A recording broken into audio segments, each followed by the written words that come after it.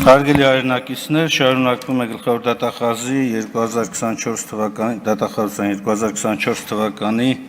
զեկույցի քննարկումը նախ մինչև հնչեցված այսօր նաև արդեն մեղադրանքներն անդրադառնալը Տիկին Վարդապետյան ինձ թվում է դուք անելիք ունեք մայիսի 9-ին հանրային հեռուստատեսությամբ այսպես է 44-օրյա պատերազմի կեղծ լուրերի Մունետիկի Արծրուն Հովհաննիսյանի հայտարարությունների վերաբերյալ իրականացնել իրավական ուսումնասիրություն եւ գնահատական հնչեցնել հատկապես ուզում եմ շեշտել այս միտքը մարդկության դեմ իրականացրած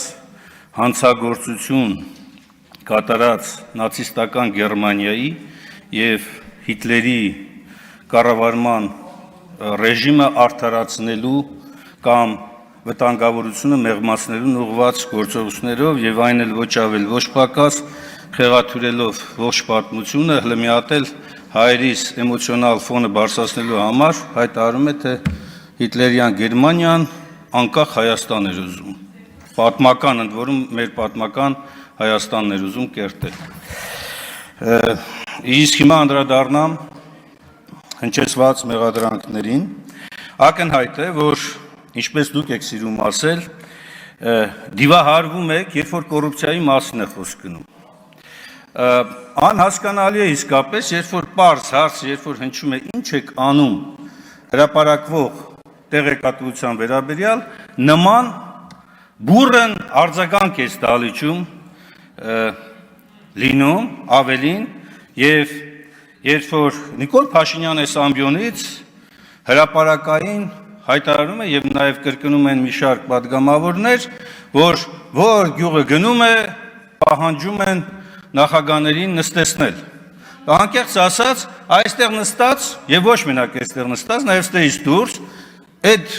երևույթներից հետո քաղաքացիները իզնից էլ պահանջում են, թե ինչու օրինակ օրենսդրական փոփոխություն չեք առաջարկում, բարձրագույն պաշտոնատար անձանց հոգեբուժական բժշկական քննություն անցկացնելու պահանջը դնելու եւ բարբերաբար այդպիսի պահանջով առաջնորդվելու համար։ Հիմա բերեք գնահատենք, որն է ավելի արդար պահանջը օրենսդիր մարմնի ներկայացուցիչներից, օրենսդրական նախաձեռնություն անելը, թե արդարադատության ֆունկցիան վերցնելը։ Ինչ թվում է օրենսդրական նախաձեռնություն անելը։ Հիմա տեսեք, ոչ ավել ոչ պակաս այս ամբիոնից իմ անձի վրա կառուցում են հակակոռուպցիոն քաղաքականություն։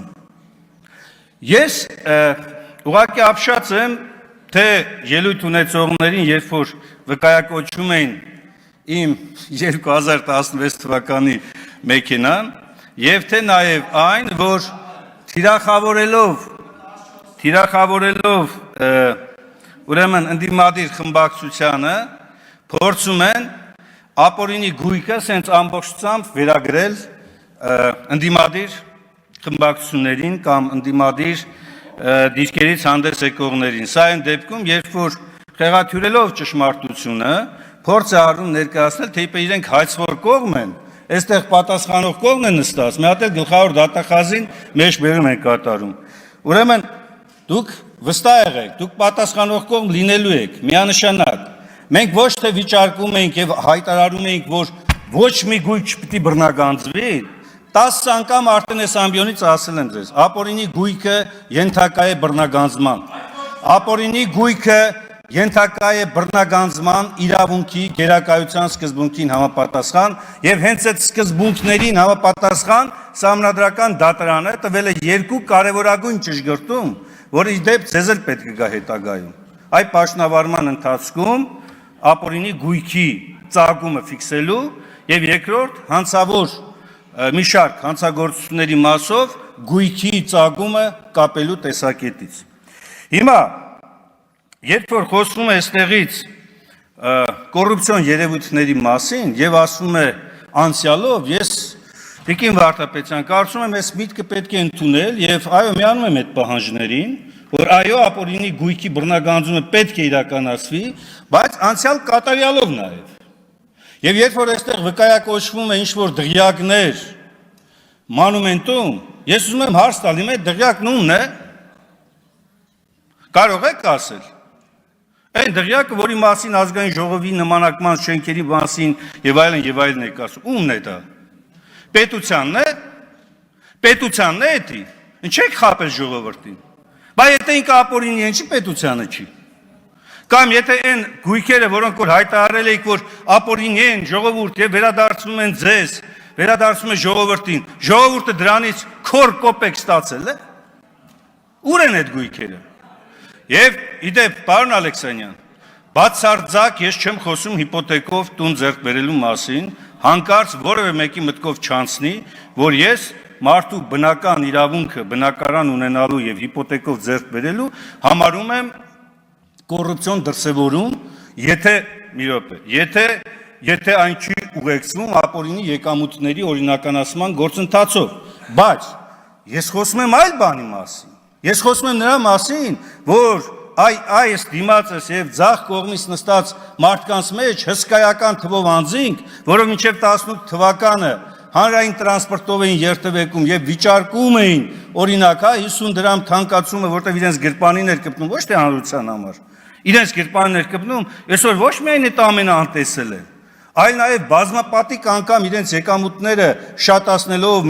մեծացնելով ապօրինի բիզնեսի մեջ ապօրինի բիզնես գործունեություն ծավալելով, ավելին օլիգարխիայի ծավալները էլ ավելին լայնելով, այսօր հասել են համաշխարհային մասշտաբների։ Համաշխարհային։ Եվ տեսեք, մի անգամ ասեցիք, հիմա նորից վերահաստատեմ։ Գնացեք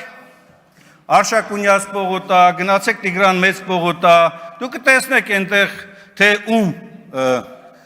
ովքեր են որ դարձել են մեծահարուստներ եւ գնացեք նաեւ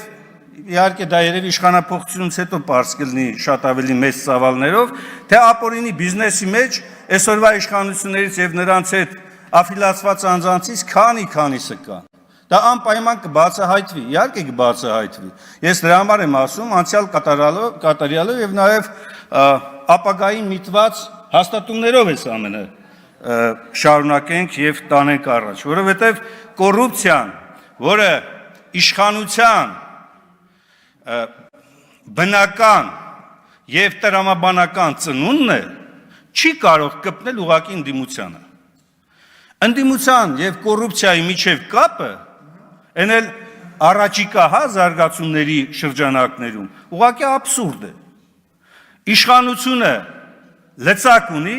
եւ օլիգարխներ աճացնելով ու մեծացնելով, տարածելով եւ իր թևի տակ պահելով մի շարք բարձրաստիճան պաշտոնատար անձանց, օլիգարխիան դառնում է կոռուպցիայի առաջ մղող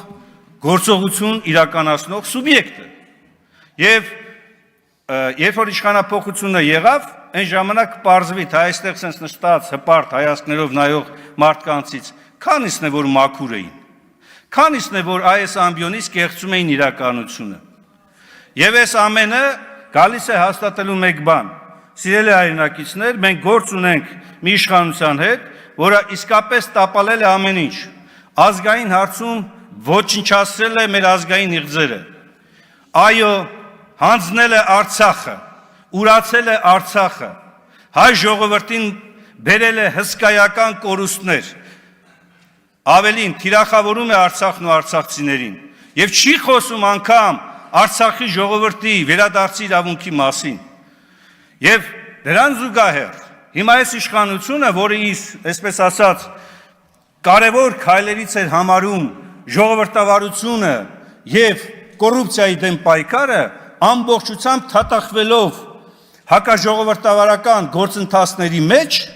Նաև իրականացնելով կոռուպցիոն հսկայական գործարքներ, տապալել է նաև սա։ Եվ դա է պատճառը, որ այստեղից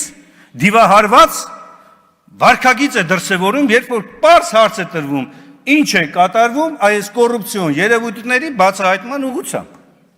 Լրատվականների մասով, պարոն Ալեքսանյան, ոչ միայն տիրապետում եք շատ մեծ ռեսուրսների, նաև հսկայական ֆեյքերի ֆաբրիկայի, դա ամենօրյա ռեժիմով է գնում, ամենօրյա, ու պատահական չի, որ ցանկացած ելույթ այստեղից ճշմարտությունը բացահայտելու ընդդիմադիր պատգամավորի խոսքը կամ փողոցում կամ պարլամենտից դուրս ցանկացած նման հայտարարություն արժանանում է հսկայածավալ մի հատ գրոհի։ Ոչ թե գնում եք այդ հայտարարության հետքերով եւ բացահայտելու ճշմարտությունը Տիկին Վարդապետյան, այլ միանգամից հարձակում ընդդիմադիր հայացքներով տեր անձանց վրա, գետնին փռելով, ասֆալտին փռելով եւ քրեակատարողական հիմնարկները լցնելով։ Սա է այս իշխանության իրական կերպարը՝ հակաժողովրդավար եւ հակազգային իշխանություն։